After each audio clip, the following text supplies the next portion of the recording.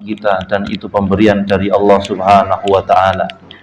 Dan alhamdulillah kita diberi hidup, maka dari situ kita paham bahwa ada amal saleh yang harus kita tambah, yang harus kita perlombakan bersama-sama, di mana kemudian tidak sekedar menambah, namun amal soleh itu diantaranya harus menjadi yang terbaik, tidak sekedar banyak. Dan ada amal saleh yang didasari dengan akhlak, dan inilah amal saleh yang hitungannya banyak dan berkualitas. Di antaranya ketika kita sekarang membahas tentang pertamuan, karena Nabi SAW bersabda, "Man kana yu'minu billahi wal yawmil akhir." Barang siapa beriman kepada Allah dan hari akhir, falyukrim dhaifah.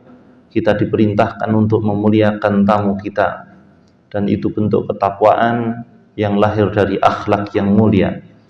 Terakhir, waktu itu kita membahas yaitu fi adabi huduriha, bagaimana adabnya menghadiri undangan atau posisi kita sebagai tamu.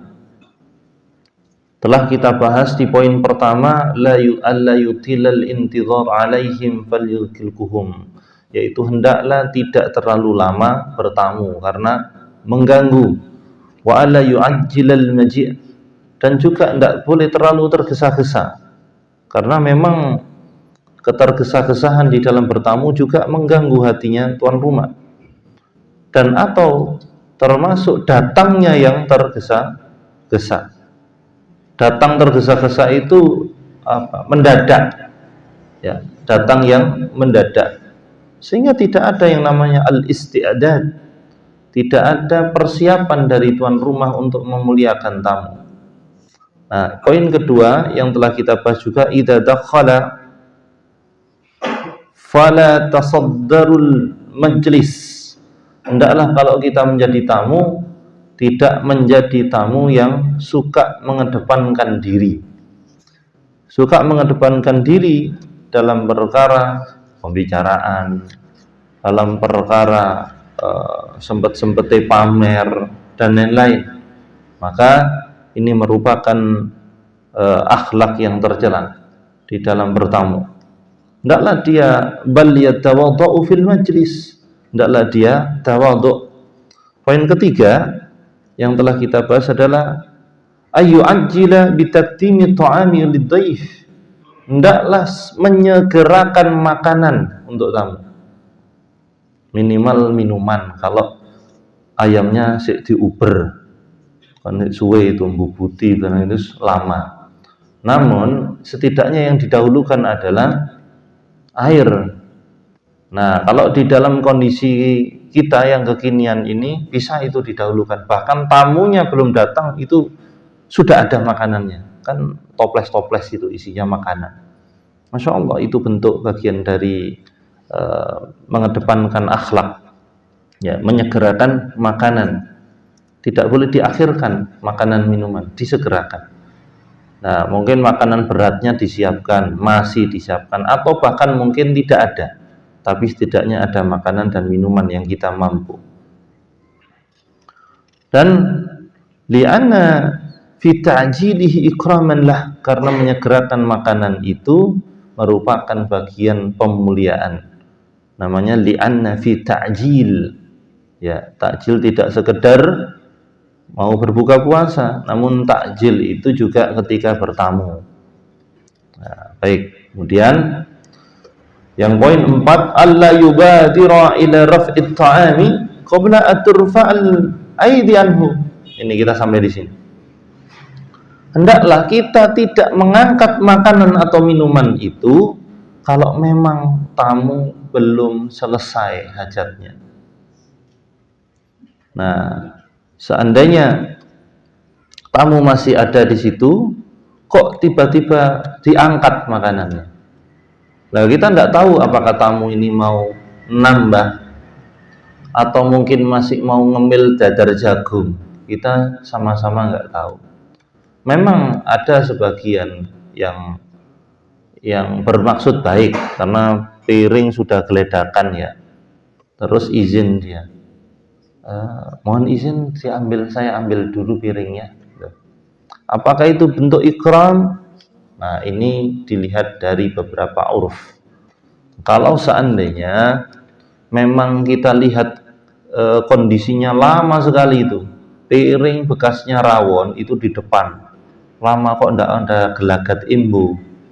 Nah, justru hal seperti ini perlu diambil agar nggak kotor, tapi diganti piring yang baru. Terus kita kreatif lah bagaimana caranya agar memuliakan tamu, agar tidak tersinggung dia.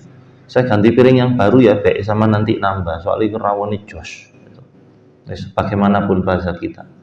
Nah, namun kalau baru saja selesai makan, ini kita pendekatan uruf, yaitu baru selesai makan, si rong detik tiba-tiba diambil. Nah, padahal mau embul, itu getunnya setengah mati. Apalagi dilihat ya rawone keluwe kroso, jeruk purute kroso, iwake gede-gede, serine kroso, wungkul-wungkul kena gawe siwak gitu. Itu getun itu, apalagi gajine ngambang. Barakallahu fikum. Nah, mungkin panjenengan pernah menjumpai makan di warung terus baru 1 menit selesai, kemudian saya clear up ya, wah gitu katanya. Ya, itu ada hal-hal tertentu karena mau gantian tempat duduk, ya. Berbeda. Baik. Dan yang berikutnya adalah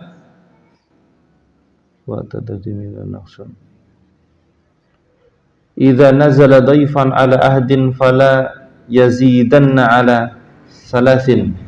Yang kayak mana ya tadi? Taqdilun ini alla yubadira ila raf'i ta'am fala turfa'al aidi anhu wa yatamma faraghul jami'i minal akli.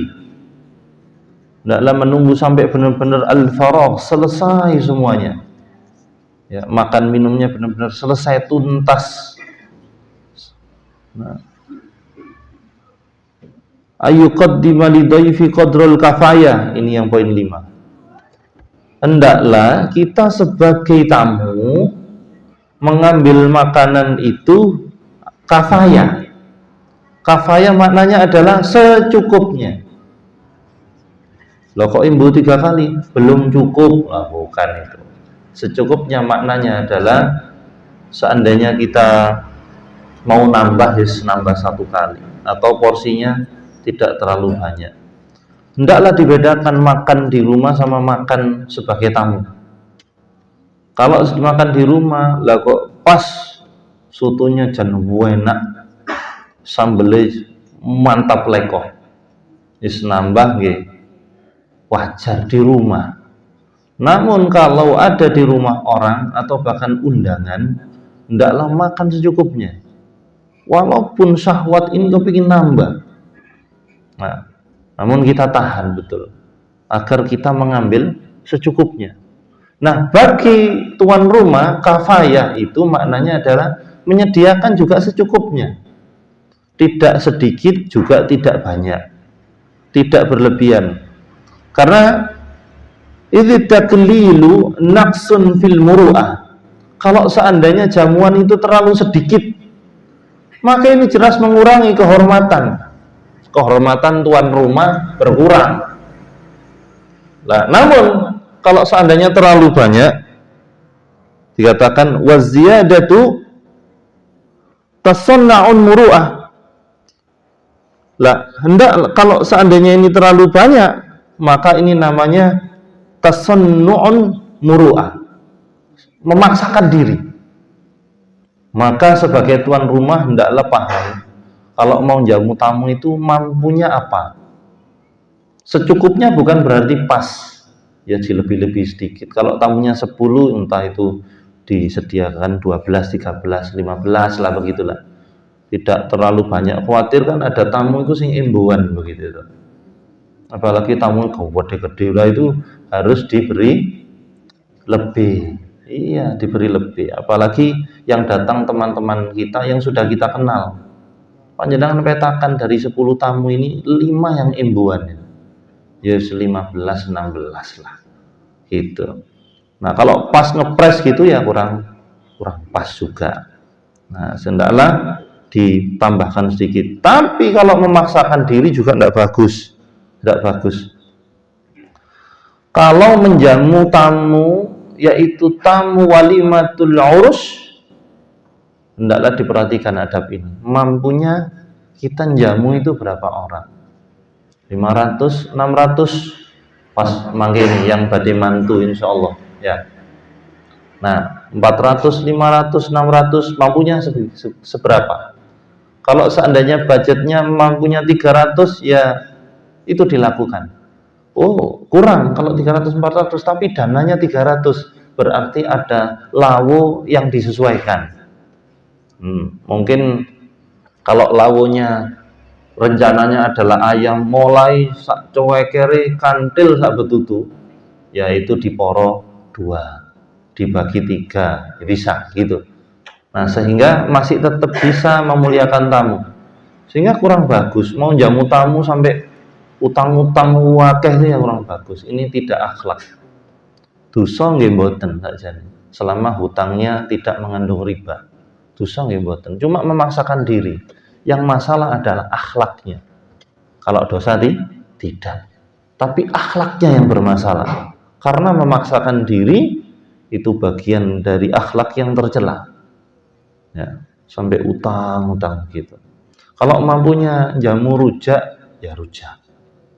Terus sak dawete ya alhamdulillah.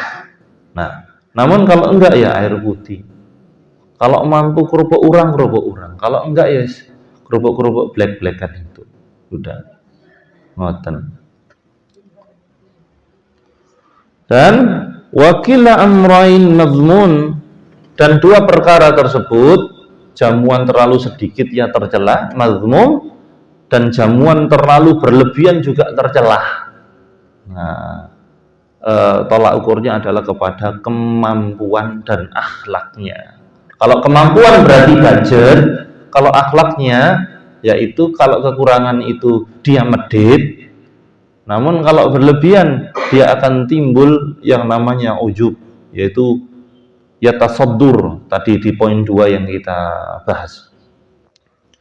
Dan yang berikutnya yang poin 6 ya, hendaklah kalau kita bertamu atau diundang, yaitu idza nazala dhaifan ala ahadin fala yazidanna ala salasati ayam. Hendaklah kalau kita bertamu dan mau menginap, maka menginapnya tidak lebih daripada 3 hari. Kecuali yaitu illa ayyuliha alaih, kecuali kita itu diminta oleh tuan rumah. Ayolah nambah berapa hari? 1 hari, 2 bulan lah. Nah, sekiranya kalau mampu 2 bulan ya 2 bulan. Nah, atau diminta nambah 1 hari, bener-bener ini bukan basa-basi tapi ya, ini repot ngadepi orang Jawa repot. Nah, loh kok kesusuai padahal seminggu, kesusuai rek sik seminggu. Nah, kalau sekiranya delok oh basa-basi, oh ndak wis sudah pamit. Nah, karena nanti kalau jenengan turuti, ya wis nambah mana itu getun nanti. Nah, maka kita memahami ini benar-benar nyuruh kita nambah hari atau enggak. Dan kalau kita enggak ada hajat, hendaklah kita menyenangkan tuan rumah, yaitu dengan menambah hari. Tidak sekedar ini sebenarnya menginap di rumah teman, tapi diperhatikan juga walaupun menginap di rumah saudara, bahkan menginap di rumah orang tua atau mertua itu harus dipahami. Susah enggak orang tua atau mertua? Kalau memang butuh nambah hari, ya kita sesuaikan. Kita sesuaikan misalkan nggih urun-urun ndok, moro blonjo-blonjo dhewe ngoten lho nggih. Supaya enggak memberatkan. Kalau memang butuh nambah, yaitu nambah hari. Dan atau kecuali mudhifuhu fi iqamati aktsar, itu tadi meminta agar lebih banyak harinya.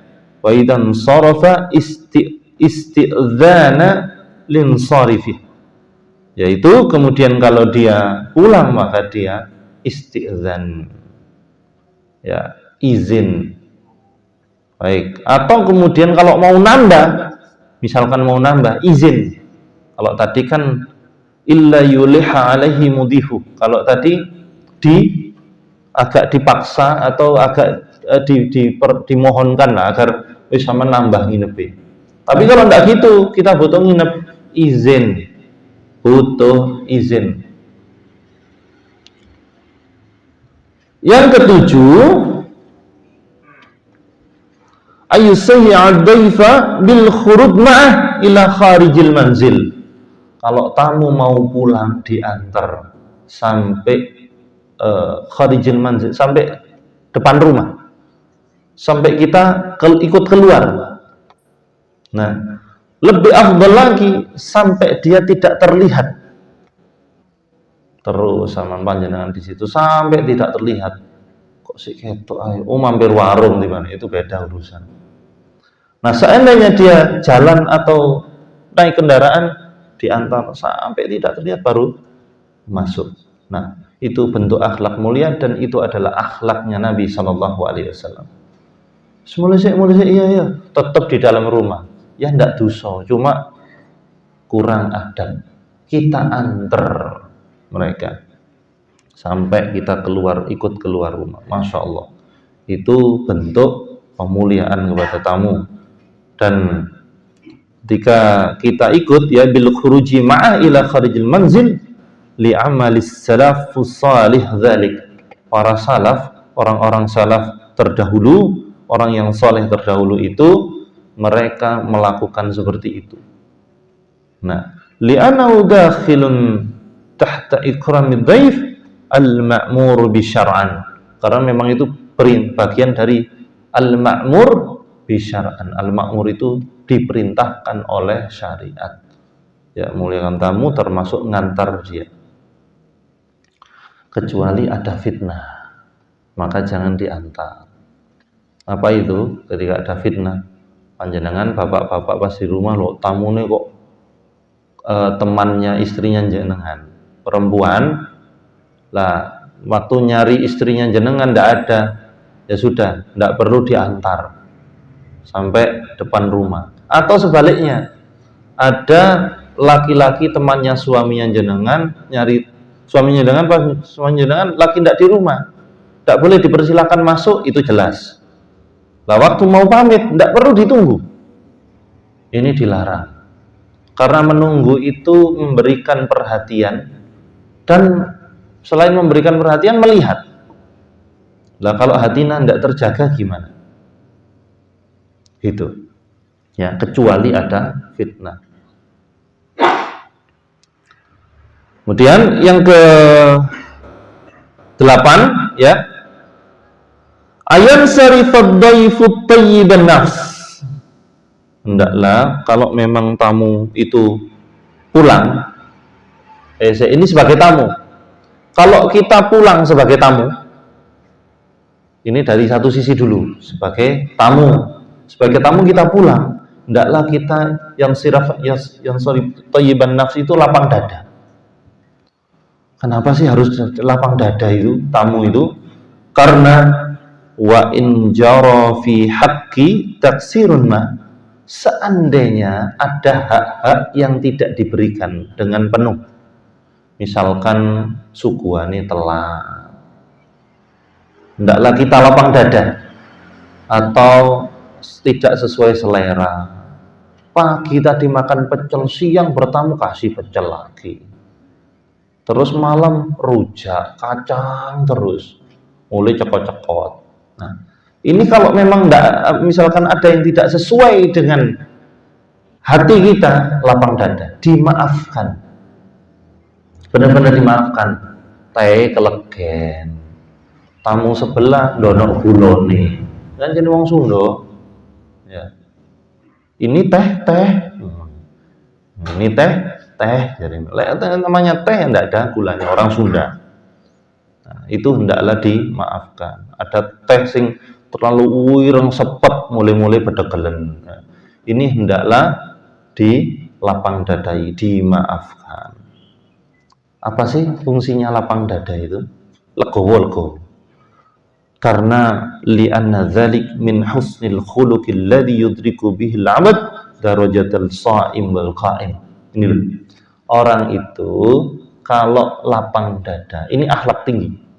Derajatnya seperti orang yang sholat semalam suntuk dan dia dicatat sebagai ahli puasa. Padahal tidak puasa.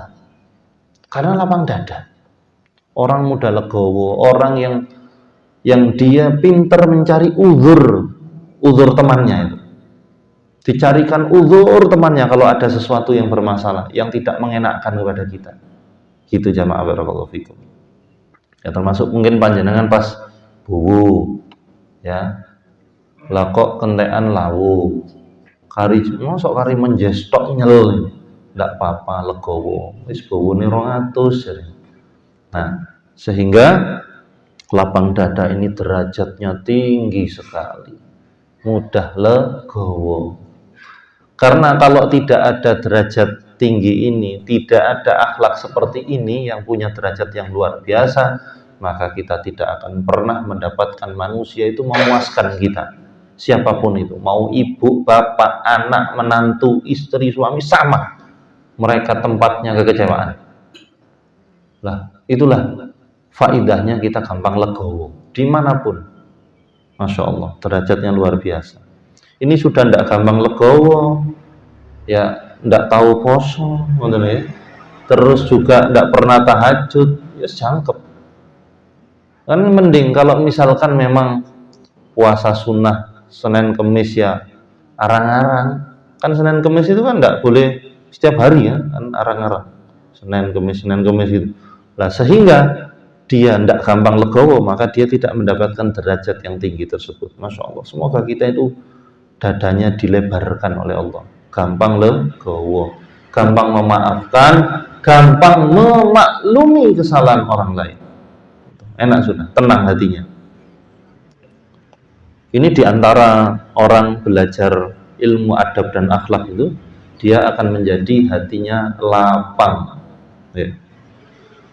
Yang nomor 9, ayyakuna belum legowo. Oh, ini dari sisi tuan A, dari sisi tamu. Bagaimana kalau dari sisi tuan rumah? Oh, penting legowo itu. Bisa jadi menemui tamunya itu akhlaknya kurang bagus dalam makan. Gelegeken cek bawuan teri. Nggih, halo. Menemukan tamunya akhlaknya buruk, ono sing glegekne banter, ada yang makannya ndak dihabiskan. Loh kan itu berdedek gitu rasanya. Lele digoreng sampai crispy, terus kecelup dodo kari separuh ndak dimakan.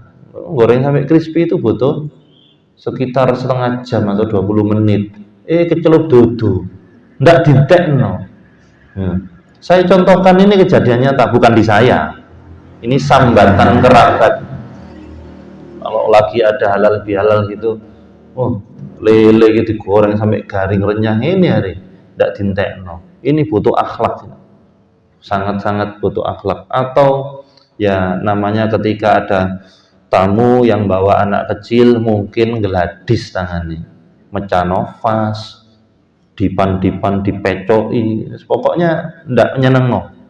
Tingkai ndak karu-karuan, sofa seanyar disudet, kucingnya sama dipelintir gulune, anggrek sama dipelundesi. Lah ini hendaklah lapang dada. Ya Allah, duwe tamu anak ejan. Nah, itu Masya Allah. Ini maka yang kita ingat adalah, wah ini pahala tekoi, surga tekoi, selamat datang surga gitu. Kalau ada tamu-tamu sing anak yang geladis itu, gelanjutan, pencolotan, koprol. Nah, ini hendaklah diperhatikan. Ya. Loh, ini kami ngalami gini. Soalnya mari belajar iling uyus, dimaafkan. pernah punya tamu nggawa anak kecil perempuan ya sih bayi bisa jalan atau kan kami mau ngadakan makan gitu ya. Beli telur 3 kilo. Diuncal-uncal ndok ya Allah. Enggak apa-apa ya Allah, ini pahala. Lo jenenge arek cilik. Baru lek bapake nguncal-nguncal tak kosek. Tapi ini anaknya. Lo arek cilik ya. Duh uncal lo ini. Itu ada 6 itu kok. Diuncal pah. Wis ngepel ya. Alhamdulillah. Karpet kayak diumbah, bludrung itu. Ketumblaan jenang. Alhamdulillah. Pahala lapang dada. Napa wau? Pahala lapang dada. Napa pahala ibu? Lek lapang dada. Oh, bukan surga, makanya jangan perhatikan. Pahalanya itu adalah seperti sholat semalam suntuk dan puasa sunnah di hari itu.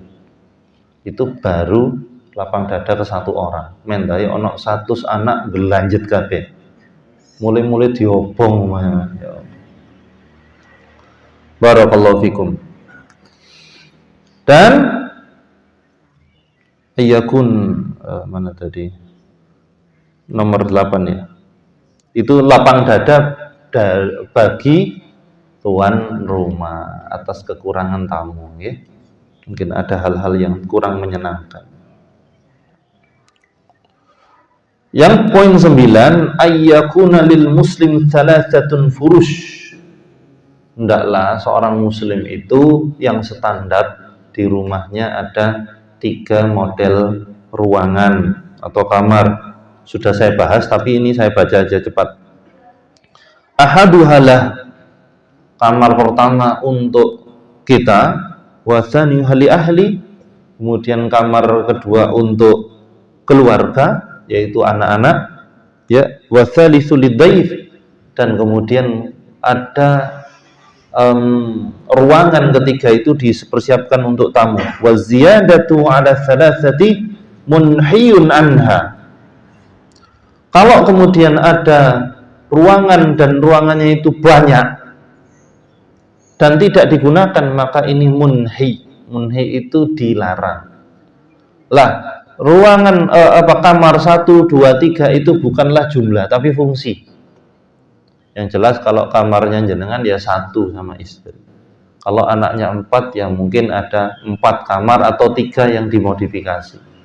Tapi kalau memang memungkinkan ada 1 ruangan mungkin disiapkan memang untuk tamu. Kalau memungkinkan. Kalau rumahnya jenengan kan gede-gede. Nah, itu disiapkan untuk tamu. Kalau tidak memungkinkan, maka Allah tidak membebani kepada kita. Karena sebagaimana sabda Nabi, firashun lirrajul, yaitu ruang pertama itu untuk Lah ini secara umum juga tidak hanya kamar ya, tapi ruangan. Firashun lirrajul wa firashun lil mar'ah. Yang paling ideal itu sebagaimana dalam hadis, yaitu ada ruangan khusus untuk laki-laki, ada ruangan khusus untuk perempuan, yang ideal. Nah, wa firashun lidhaif warabi'u lisyaitan. Dan kemudian ruangan kedua untuk tamu, kalau yang keempat yang mubadzir maksudnya itu untuk setan. Karena memang sejatinya ruangan yang lama tidak ditempati itu pasti dinggeni jin, pasti itu fix sudah. Lawang rumah saja yang ditempati kadang si ono jine ada. Nah, tempat jin itu di rumah itu yang jelas spot-spotnya ya. Tempat sing kotor itu 1. Pokoknya sing itu loh yang ada pakaian-pakaian ngelimbruk 2 minggu gitu. Itu sewenang jin yang kotor. Nah, kemudian yang kedua jelas di jamban septic tank itu jin kafir sewenang kulineran di situ karena makanannya dia makan kotoran jin kafir. Lah kemudian yang ketiga adalah di tempat yang tidak digunakan. Kalau gudang gimana? Gudang itu digunakan. Lah kemudian yang keempat adalah di atap, itu tempatnya jin. Kalau mau tidak ditempati jin, ndak usah atap. Pasti ndak ditempati. Ya. Tapi ngeleren payungan jenengan lek udan nggih. Barakallahu fikum. Nah, telah selesai yaitu adab bertamu sampai poin 9. Nah, sampailah kepada al-faslul hadi asar, pasal ke-11, yaitu fi adabis safar, adab safar. Sebelum ke sini mungkin ada yang didiskusikan, dipersilakan. Kalau ada. Nggak ada, saya lanjutkan. Fi adabis safar, yaitu safar itu bagi seorang muslim, al-muslim yara anna safara min lawazim, bahwa seorang muslim itu meyakini namanya safar itu tuntutan. Karena tidak mungkin orang nggak safar, nggak mungkin di rumah tok, itu sudah nggak mungkin. Pasti hakikatnya manusia ini ya safar. Minal lawazim hayatih wa daruriyatiha allati la tanfaku anha. Dan memang perkara yang daruriyah, yang penting, yang darurat, yang tidak mungkin bisa dihindari, terelakkan itu la tanfaku anha. Tidak bisa safar itu dielakkan, mesti kita itu safar. Lah saya aja ke sini tadi safar, jenengan dari rumah ke sini juga safar. Nah,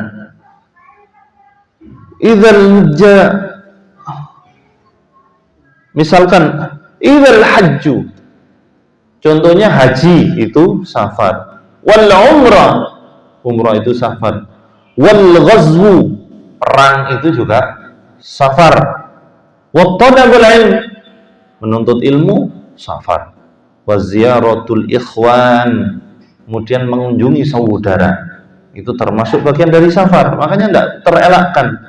Wa yaquluha ma baina faridatun wa wajib la budda laha al-rihlatu was-safar. Makanya perkara-perkara tadi yang disebutkan termasuk safar yang wajib itu kan. Haji, kemudian jihad, al-ghazwu itu termasuk perkara perjalanan yang wajib. Menuntut ilmu itu juga safar, perkara yang wajib. Wat tijarah, yaitu dagang, itu juga safar.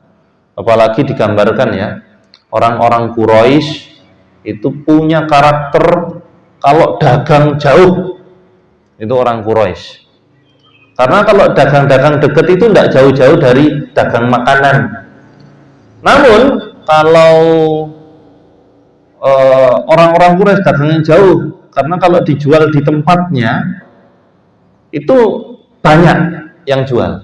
Contoh orang Mekah kan orang Quraisy itu, makanya diabadikan di dalam surah Al-Quraisy, li'ilafi Quraisy, merupakan bagian dari kebiasaan. Ilaf itu al-ada, kebiasaan orang Quraisy. Ilafihim rihlah, kebiasaan mereka itu rihlah tasyita'i was-saif, yaitu di musim semi dan musim gugur.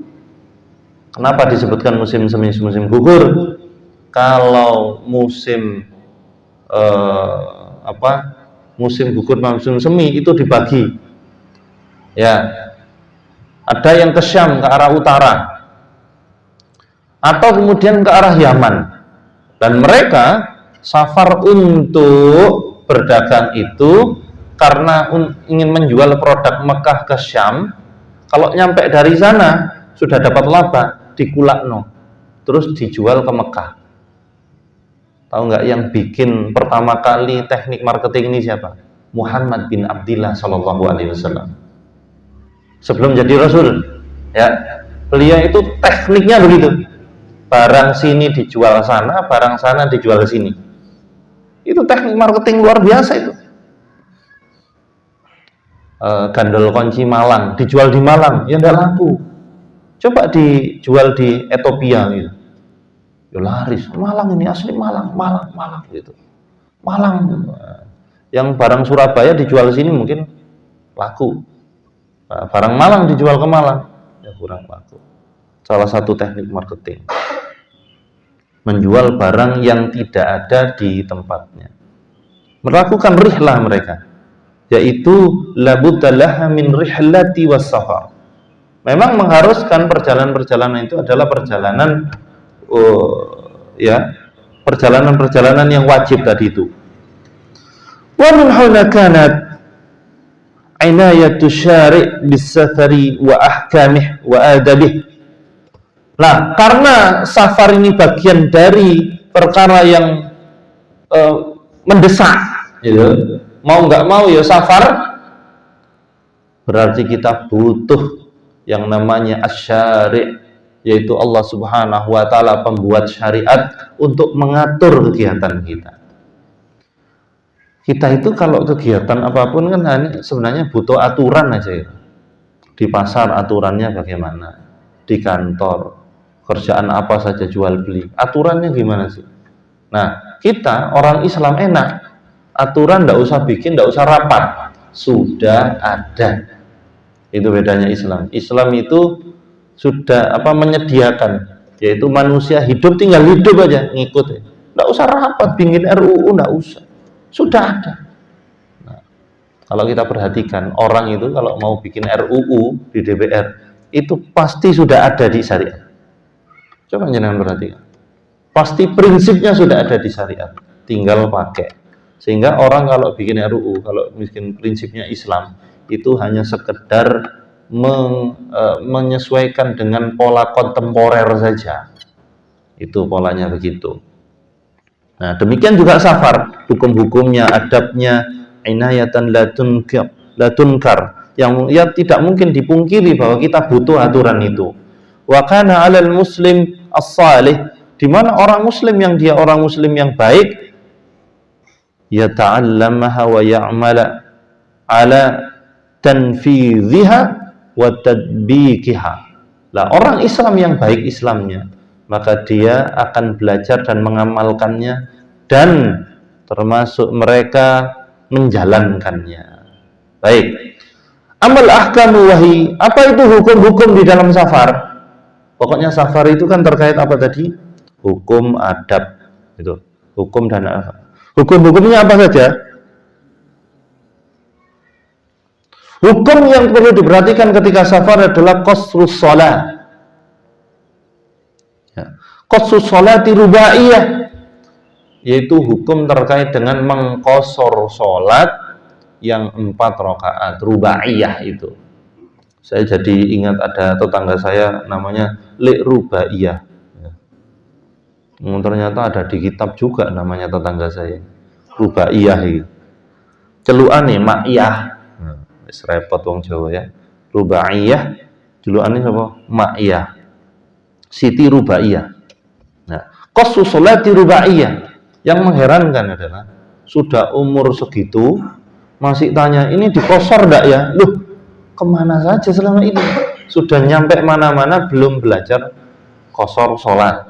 Nah, bagaimana meringkas sholat? Yaitu fayusalliha raka'atain qattun, dan sholat yang 4 rakaat itu dipersingkat menjadi 2 rakaat illal maghrib, kecuali maghrib, karena maghrib itu fa innahu yusalliha salasan, karena dia adalah sholat yang 3 rakaat. Dan di dalamnya juga disebutkan, yaitu yusalliha salasan wa yabda'ul qasru min mughadaratihil balad alladhi yaskunuh ila ya'uda ilaih. Hendaklah kita memperhatikan orang dia selama dia safar, sebelum mughadar pulang ya, sebelum pulang sampai dia ke rumahnya, maka dia tetap mengqasor sholat. Tapi nanti ada aturannya, yaitu ada fikihnya terkait dengan 3 hari. Illa ayyan wiha iqamata 4 ayyam fa aksar, kecuali kalau dia berada di tempat dia safar itu sudah 4 hari atau lebih bahkan. Fa aksar fi baladil ladzi safara ilai au nazala fi, atau mungkin dia sekedar nazalafi itu koyok mampir gitu loh. Nazalafi, nazala itu kan turun, maknanya turun. Ibaratnya kalau jenengan naik kendaraan turun, itu namanya nazala. Jenengan makanya kalau ke Saudi lagi naik bis umum, kalau ada yang bilang yinzil, turun berarti. Inzil, turun namanya. Nuzulul Quran, turunnya Al-Quran. Inzil atau nuzul berarti turun. Kalau nuzulul berok apa? Turun berok. Tapi tidak boleh diterapkan di orang Arab, tidak paham. Yinzil itu turun. Nah, atau sekedar mungkin mampir, itu termasuk bagian dia dari safar. Pokoknya batasnya 3 hari. Fikihnya panjang, tapi ini singkat-singkat aja. Pokoknya sudah 3 hari di situ ya sudah. Termasuk panjenengan, makanya ada fikih itu nanti ada celah hukum. Cuma perdebatannya panjang. Bolehkah orang itu yang umroh atau haji dia mikotnya dari hotel? Kalau ada yang mengatakan yang boleh, dasarnya ini, yaitu sudah lebih dari 3 hari. Tapi ini beda pendapatnya, tajam, sangat tajam. Nah, berarti kan jenengan kalau sudah di Madinah 10 hari, di Mekah 16 hari gitu itu kalau sudah lebih dari 3 hari tidak boleh dikosor. Nah, kalau dijamak masih boleh karena mungkin hubungannya dengan kesulitan kalau jamak, tapi tidak boleh dikosor. Fa'inau fi hadhil hal yutim wala yaksur. Maka dalam perkara ini tidak boleh mengkosor, wala yaksur. Hatta idza kharaja aidan ila baladi raja'a ila taksir. Kecuali dia sudah keluar dari tempat itu, tempat safarnya. Nah, terus kemudian dia kembali lagi, maka dia dapat diskon lagi mengkosor 3 hari. Sempat keluar. Kalau contohlah misalkan dari kota Malang ini ya, terus setelah itu keluarlah ke Kepanjen, safar apa enggak? Beda pendapat. Banyak pendapat. Setidaknya ada 3. Yang pertama fikihnya adalah berdasarkan kondisi arba'a burud, 4 baret. 4 baret itu dikonversikan macam-macam pendapatnya, mulai 77 kilo, ada 78, 80, 85, 88, 90 kilo. Itu kalau pakai jarak arba'ah burud. Yang kedua adalah berdasarkan al-urf, ya, kebiasaan yang ada di situ, bahwa yang namanya balad itu tidak sekedar negeri, tapi kemudian taksir oleh para ulama, maksudnya adalah qaryah, itu daerah, sebuah daerah. Kalau sudah ke Kepanjen berarti sudah safar. Nah, itu berdasarkan uruf. Yang ketiga adalah jarak 3 mil. Ini hadis yang juga sahih, dan ini pendapatnya Ibnu Hajar al-Asqalani, yaitu terkait dengan hadis musafahatu safar, yaitu salasa amyal, 3 mil. 3 mil itu 1,8 kilo dikali 3 ya. 1,8 kilo dikali 3 gitu kira-kira. Nah, 3-tiganya hadisnya sahih. Tapi kalau panjenengan dari dulu ya terbiasa arba'ah burud, itu saja sudah, biar tidak bingung ya. Terus ikut fikih yang biasa digunakan, fikih Syafi'iyah. Baik, kita lanjut dulu sebentar.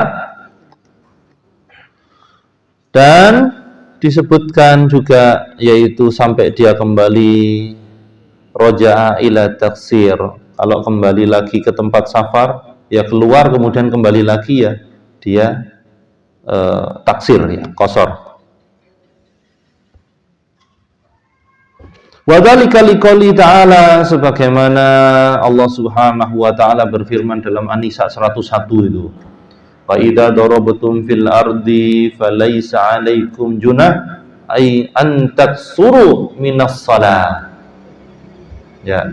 Kalau bahasanya kan dorobetum itu kalau kalian memukul tanah. Enggak, maksudnya ini adalah kalau kalian safar. Inilah puitisnya Al-Quran. Dorobetum itu maksudnya kalau kita jalan kan dek-dek gitu. Itu doroba, memukul. Kalau kalian memukul ardi, siapa yang namanya ardi? Memukul bumi. Maksudnya adalah jalan. Kalau kalian berjalan atau safar, falaisa alaikum junah, maka tidak ada dosa bagi kalian antak suruh minas sholat, yaitu menggosor sholat. An-Nisa 101. Dan waliqauli Anas radhiyallahu anhu, sebagaimana dikatakan oleh Anas radhiyallahu anhu, kharajna ma'ar rasul, kami pernah yaitu keluar safar bersama Rasul minal Madinah ila Makkah, kami bersama Nabi itu dari Madinah ke Mekah. Fakana yusolli rubai rokaatain, dan beliau mengkosor sholatnya beliau yang 4 rakaat 2 rakaat. Kosor apa mesti jamak? Mboten mesti, tidak mesti dijamak, sing penting kosor. Nah, hatta roja'na ilal Madinah, sampai kami kembali lagi ke Madinah. Dan hadis ini adalah hadis riwayat Nasa'i dan Tirmidzi, dan hadisnya sahih. Itu poin pertama tentang mengkosor sholat. Dan poin kedua nanti yang akan kita bahas adalah jawazu mushi ala khufain, yaitu tentang fikihnya membasuh sepatu atau khuf ya. Dan termasuk membahas tentang tayamum di dalam safar. Nah, ini hitung-hitung kita semi-semi manasik gitu. Insyaallah nyiapkan panjenengan badhe tindak ke Baitullah. Amin ya rabbal alamin. Insyaallah.